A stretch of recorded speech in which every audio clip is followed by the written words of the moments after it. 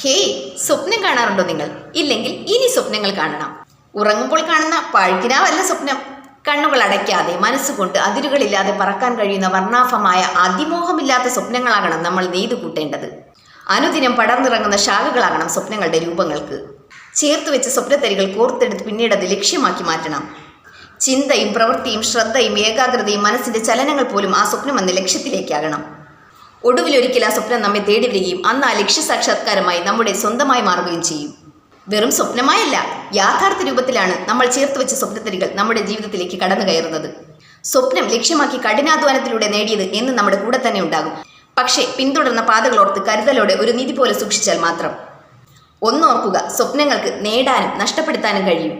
അനുദിനം ചലിക്കുന്ന സ്വപ്നങ്ങൾ ജീവിതത്തെ ഉയരത്തിലെത്തിക്കും. നിശ്ചലമായ സ്വപ്നങ്ങളിൽ ജീവിതത്തിന്റെ തട്ട് എന്നും താണു തന്നെയിരിക്കും. അതുകൊണ്ട് അതിമോഹമില്ലാത്ത സ്വപ്നങ്ങൾ വരച്ചിടൂ. അവ നിറമുള്ള ചലിക്കുന്ന ചിത്രങ്ങളാകട്ടെ.